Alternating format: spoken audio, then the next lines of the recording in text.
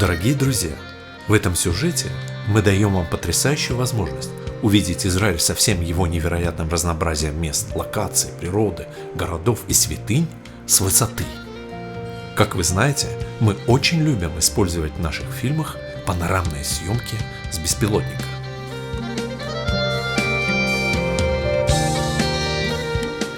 И сейчас в этом сюжете вы увидите живописные полеты нашего полноценного члена команды, беспилотника, который имеет даже собственное имя.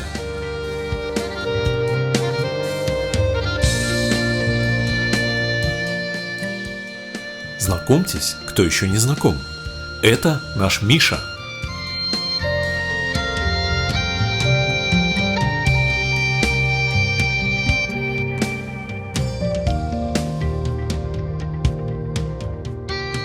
Видеоматериалов собралось немало, но это всего лишь малая часть того, что можно увидеть в нашем таком маленьком и таком бесконечно разнообразном Израиле. И летим мы над Израилем с севера на юг в сопровождении нашей авторской музыки, которая появляется благодаря вдохновению и которая отображает наше восприятие того или иного места этой противоречивой и удивительной страны под названием Израиль. И мы, семейный творческий коллектив под названием «Мелодия Святой Земли» в составе Павла и Ларисы Платоновых, ваши гиды по Святой Земле, незримо сопровождаем вас в этом воздушно-музыкальном путешествии, комментируя увиденное.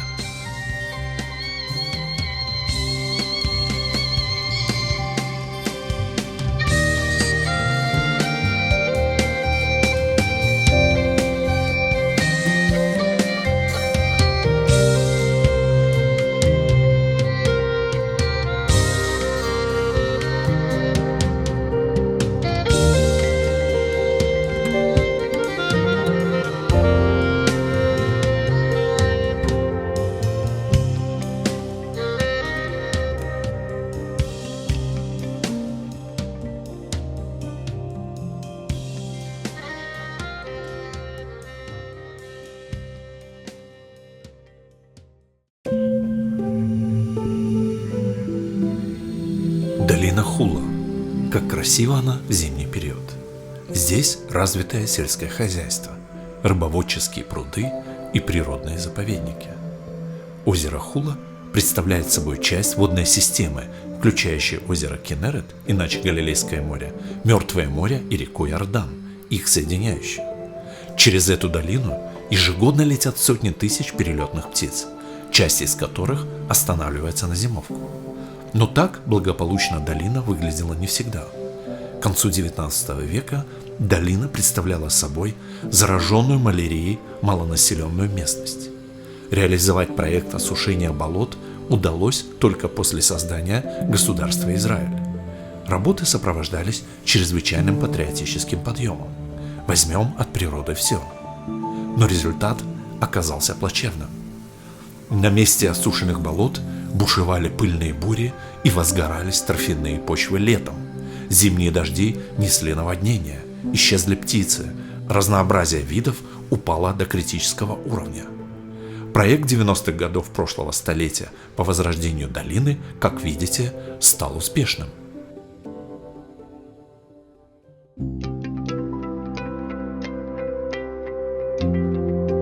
Галилейское море или Кенерет – это уникальное, пресноводное, самое низко расположенное озеро в мире. Основным источником наполнения воды этого озера являются воды реки Иордан и сезонные дожди.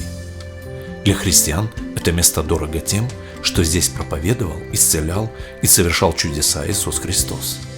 Город Тверия, расположенный на берегу озера, важен и свят для иудеев. Здесь создавался Талмуд. Ну и, конечно, здесь немало возможностей и для светского отдыха.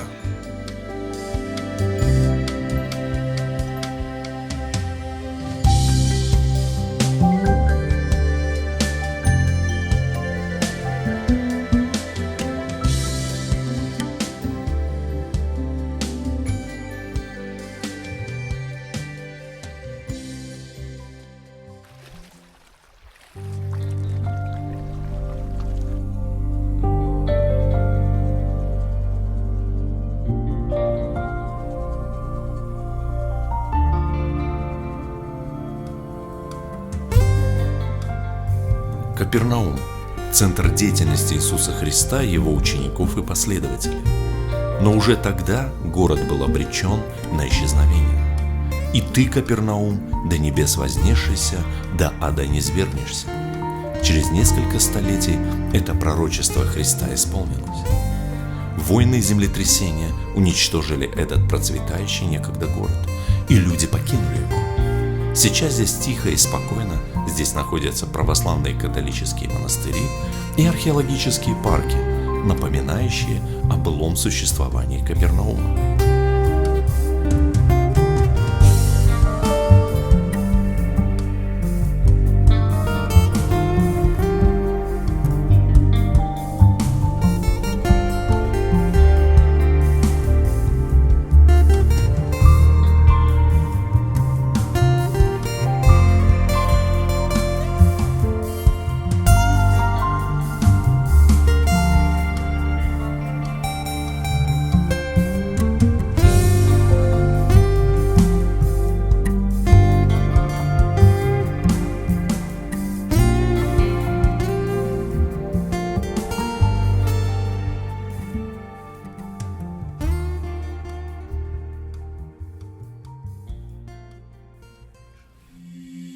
Чем же это озеро так удивительно? Ну хотя бы и тем, что это самое низко расположенное пресноводное озеро на Земле.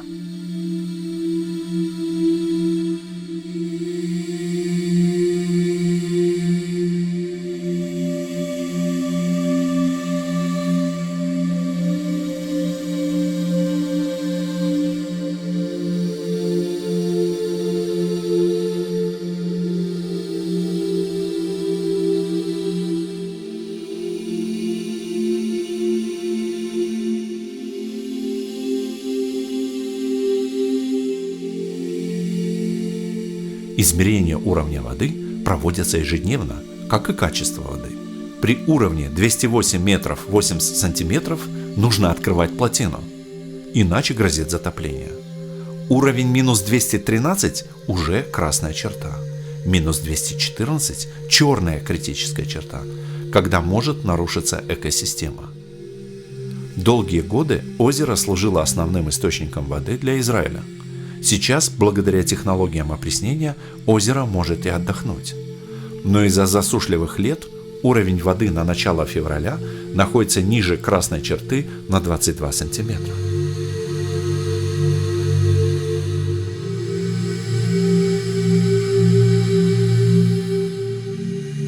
Но все-таки динамика наполняемости положительная. 4 года назад здесь под кактусами плавала рыба.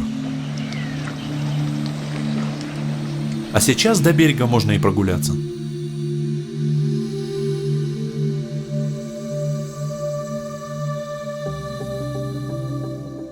Длина озера доходит до 23 километров, ширина до 11. Глубина при самой высокой воде 47 метров.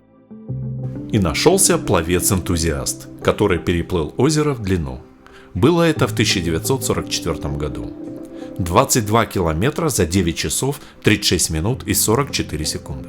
Вот так, ни больше, ни меньше. А с 1954 года стали проводить здесь массовые заплывы. Конечно, не на такие гигантские расстояния.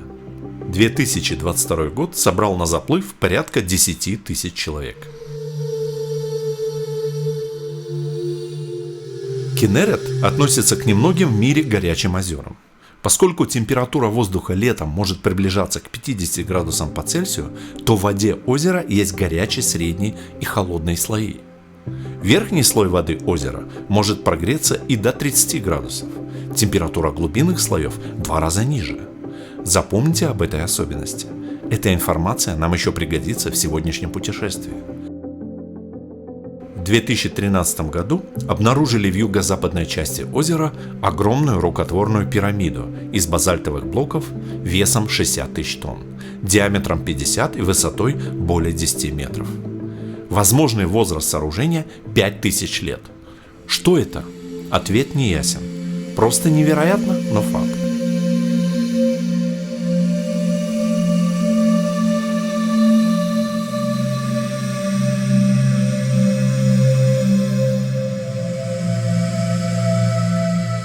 На 30 лет раньше озеро открыло людям еще одну свою тайну.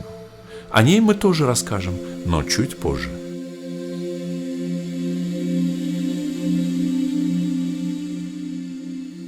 С горы Блаженств мы все и увидим, не без помощи беспилотника Миши.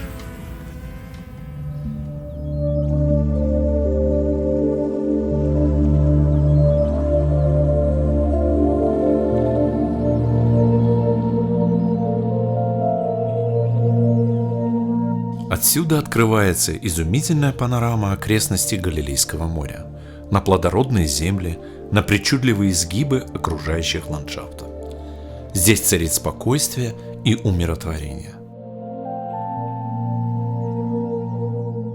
В такой обстановке, на вершине этой возвышенности, в первый год своего служения Иисус Христос произнес проповедь, записанную апостолом Матфеем, в которой дал все основные принципы пути к духовному совершенству. Определил высшие нравственные ценности христианства, ведущие к спасению и Царству Небесному. Заповеди блаженств впервые прозвучали отсюда. Местности под названием Семиключие, где бьют горячие источники с общепринятым названием Тапха, которого вы не найдете в Евангелии, Иисус Христос совершил чудо, знамение, явил милость людям, слушавшим Его проповеди. 5 хлебов и 2 рыбок хватило на 5000 человек. Ели все, кто хотел, и насытились. И осталось еще 12 полных коробов. Чудо примножения хлебов и рыбы. Вот это место.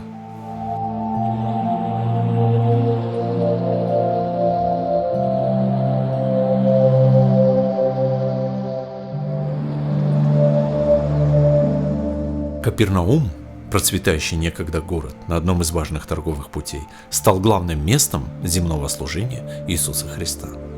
Здесь Он проповедовал, рассказывал притчи, совершал исцеления и чудеса. Здесь из среды рыбаков нашел первых своих учеников. Отсюда шел по цветущим полям Галилеи, отсюда совершал паломничество в Иерусалим. В Новом Завете Капернаум упоминается настолько часто, что уступает лишь Иерусалиму.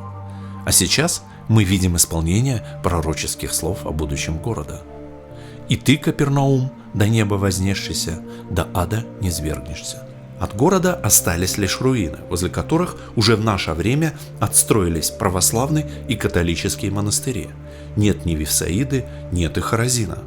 Но есть живые свидетели – это озеро, эти холмы, эти тропы и даже цветы.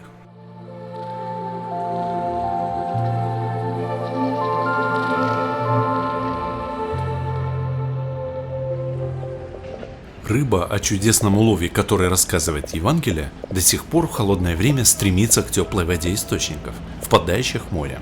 И мы тоже видели, как сотни рыб плескались и выпрыгивали из воды прямо у берега. А буря на море? Можно ли в это поверить, глядя на водную гладь? Сильные волнения здесь не редкость, особенно летом. Во второй половине дня поднимает западный ветер теплый слой моря и гонит волны к восточному берегу, обнажая неподвижный холодный слой. И в это время быть на середине озера далеко не безопасно. Рыбной ловлей здесь занимались испокон веков и до нашего времени. В озере водятся 27 видов рыбы.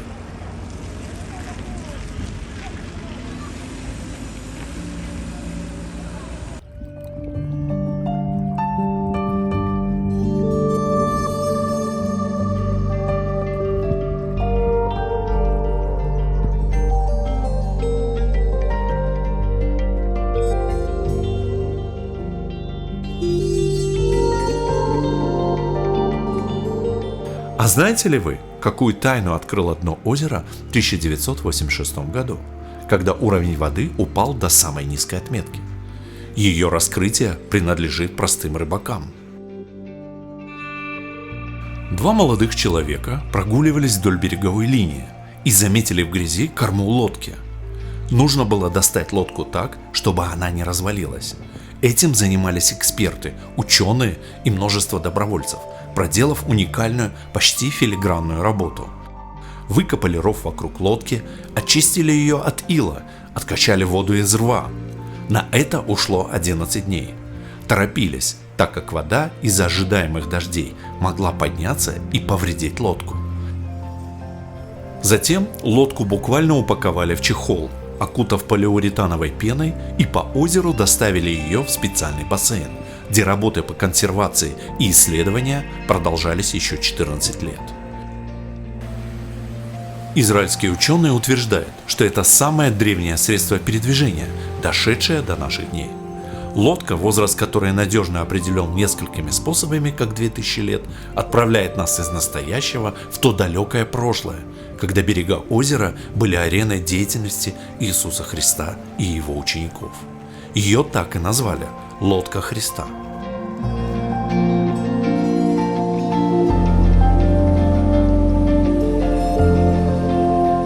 Это озеро полно очарования. Рассказывать его истории и смотреть на него можно часами. Это источник любви и вдохновения для многих.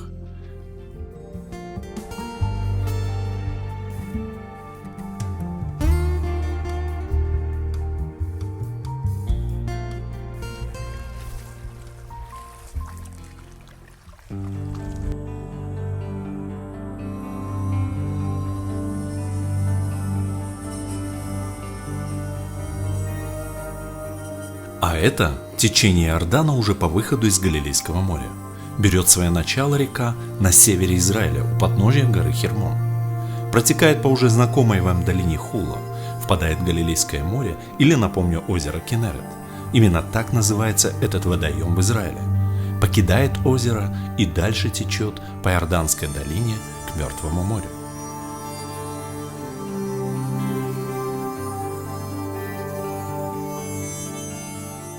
Плантации финиковых пальм. Древнейшая сельскохозяйственная культура, исчезнувшая на этих землях более 5 столетий назад и вновь возрожденная в наше время. Урожайность израильских плантаций одна из самых высоких в мире, и маленький Израиль стоит в ряду крупнейших мировых производителей фиников. На плантациях произрастает 9 сортов фиников. На первом месте стоит сорт Маджуль, крупный, мясистый и сладкий, который Израиль поставляет даже в арабские страны. Правда, при посредничестве третьей стороны. На сегодняшний день Израиль является поставщиком 60% мирового экспорта этого сорта.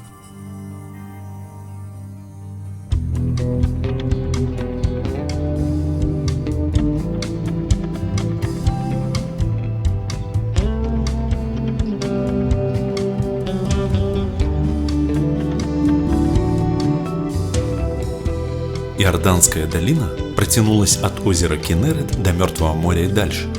По долине проходит сирийско-африканский разлом, граница двух тектонических плит. Здесь в глубине протекает река Иордан, являясь границей между Израилем и Иорданией. Здесь возвышается мемориал памяти солдат, погибших на восточной границе, сейчас самой спокойной в Израиле.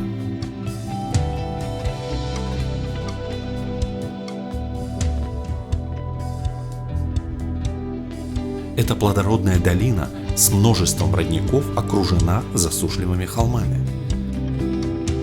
На совсем короткое время, буквально месяц в году, холмы и ущелья покрываются зеленым покровом. Именно в это время нам повезло быть здесь и любоваться удивительной красотой этих мест.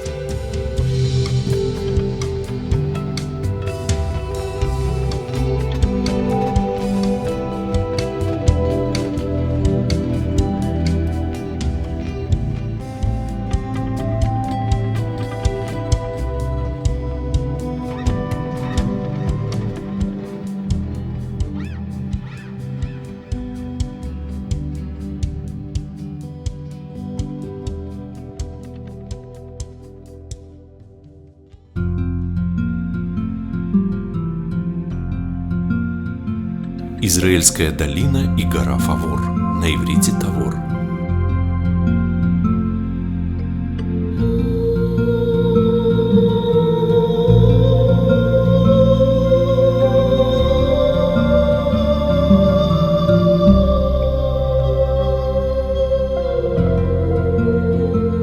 Дорогие друзья, мы хотели показать вам один из красивейших видов на гору Фавор. Это со стороны обзорной площадки горы Свержения города Назарета. Посмотрите, какой великолепный вид. С этой стороны можно увидеть самую округлую форму. Артавор, так название звучит на иврите, и это нечто выдающееся, нечто выступающее, если мы переведем артавор на греческое фавор. А фавор фаворитами, все знают, что такое быть фаворитами. То есть выделяться на вершине ника. И вот здесь мы четко понимаем этимологию слова фавор. Фавориты, соответственно, выделяющие. Смотрите, посредине долины, совершенно такой плоской, вдруг гора выделяется на почти 580 метров над уровнем моря. И ранняя церковная традиция почитает это место как место преображения Господня.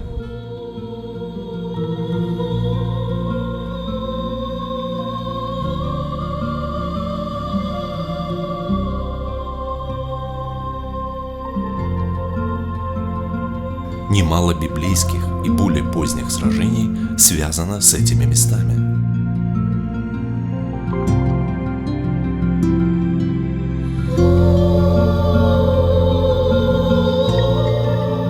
Трудно поверить, но еще в начале 20 века это был один из самых запущенных районов с заболоченными землями.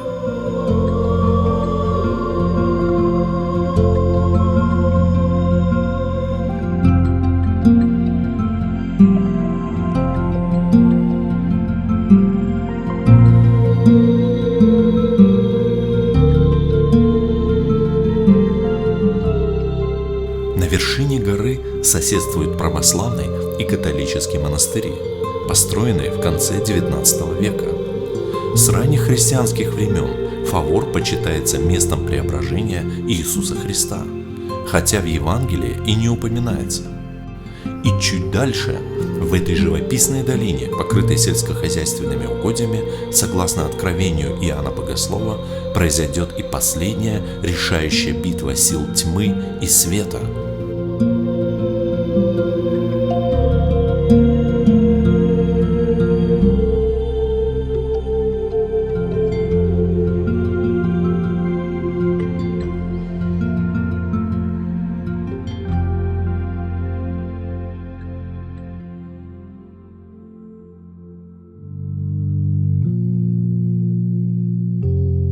Эта земля, согласно Библии, была дарована одному из 12 племен Израиля, племени Иуды.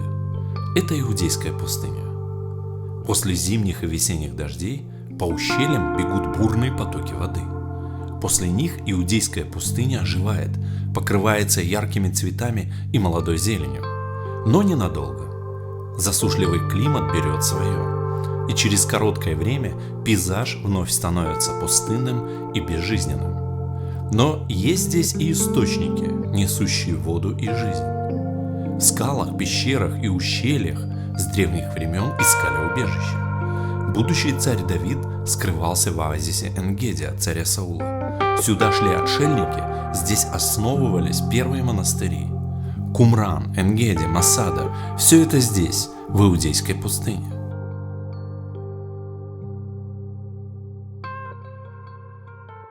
Это самая северная конечность Мертвого моря.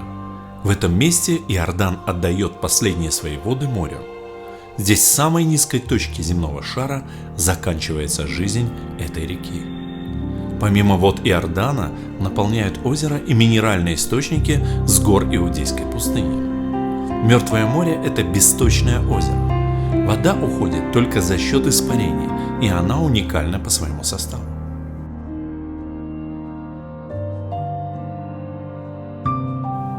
Но что мы видим? Мы видим, как Мертвое море умирает, хотя иссыхает более правильная формулировка. За последние 100 лет уровень упал на 25 метров и продолжает понижаться по метру в год.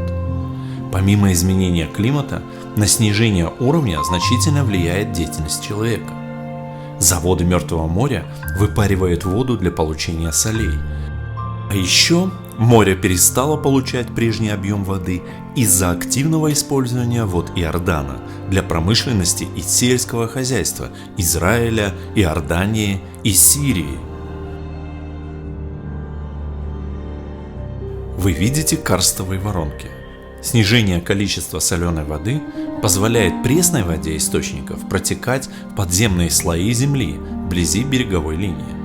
Пресная вода растворяет соляные отложения, создавая подземные полости, способные в любой момент разрушиться.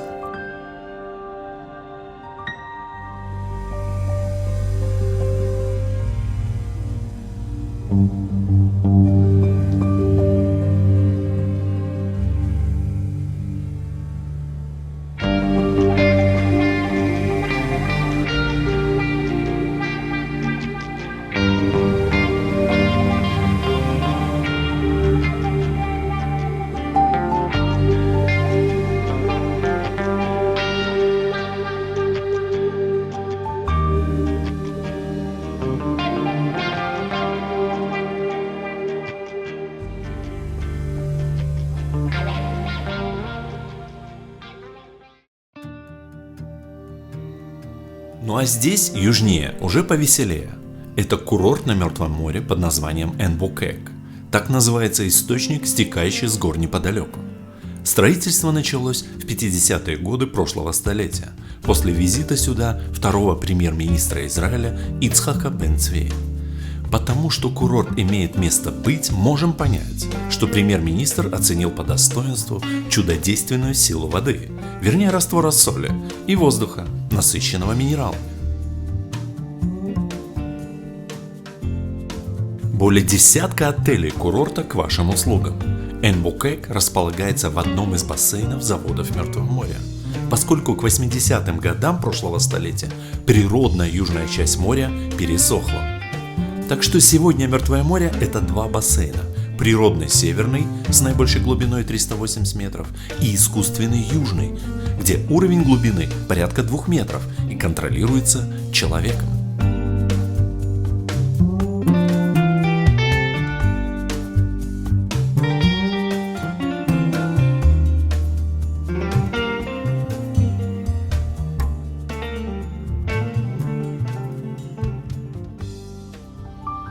А это уже море Средиземное. Мы над акведуком, которому более 2000 лет. Какая прочная постройка! Не разрушили ее до конца ни волны, ни ветер, ни нещадное солнце. Ведь в знаменитом римском цементе и штукатурке, которые использовали при строительстве, присутствовал вулканический пепел.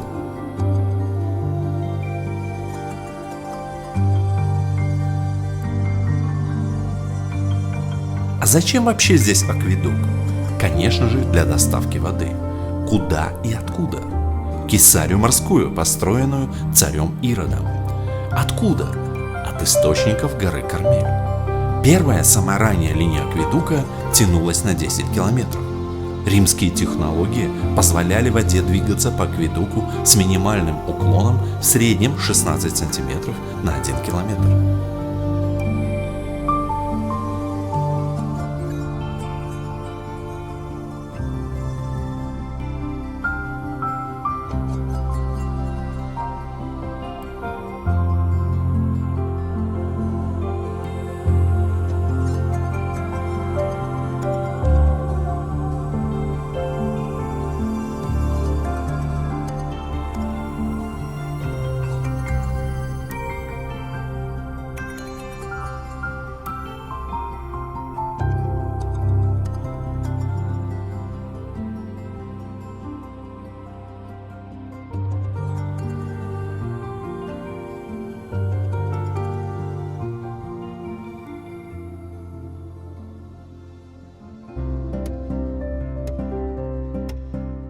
Мы над побережьем в районе города Нетания.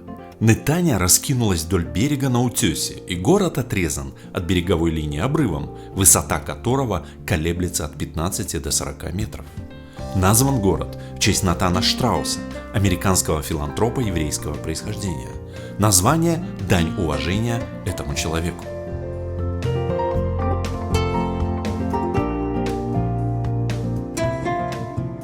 Полетали мы и над одним из деревьев патриархов Святой Земли.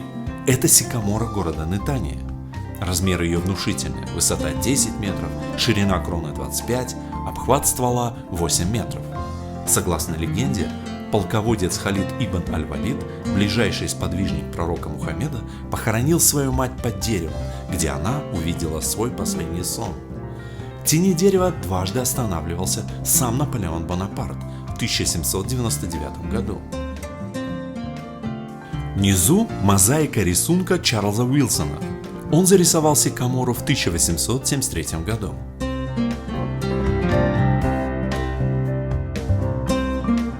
О потрясающем закате можно и не говорить.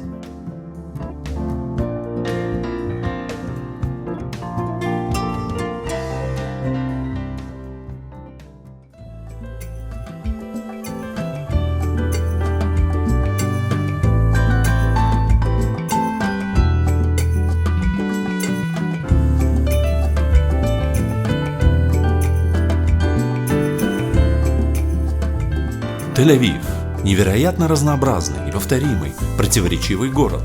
Сочетаемые, казалось бы, несочетаемые. Море, солнце, пляжи, блеск стеклянных небоскребов, культурные центры, театры и музеи. А старая часть города – это вообще музей под открытым небом.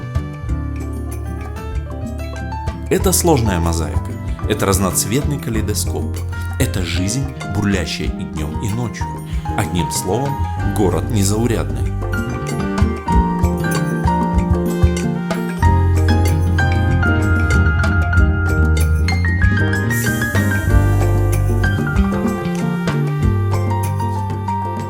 А на юге Тель-Авива расположен древний город Яффа.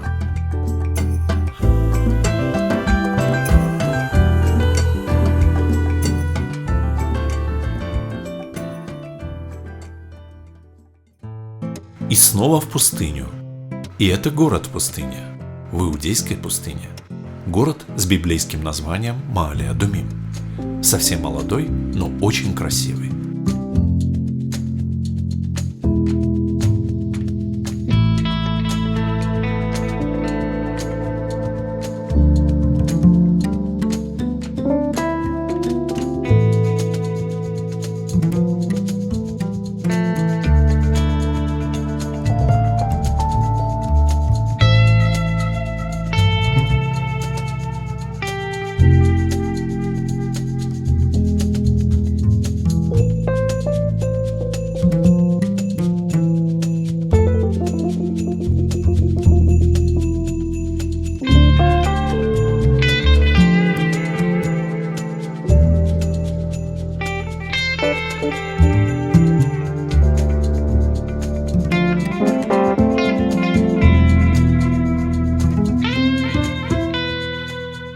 Обо всем, что вы видите в этом фильме, у нас есть подробное видео.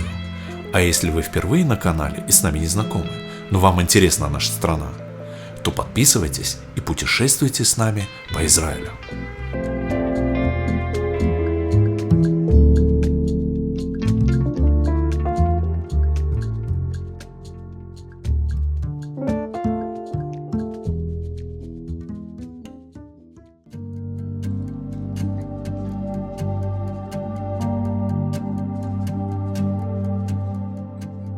Иерусалим – столица Израиля. Удивительный и неповторимый город. Уже только одно название в душах и памяти многих отзывается волной нахлынувших чувств. О Иерусалиме уже много сказано. Просто смотрите и отдыхайте.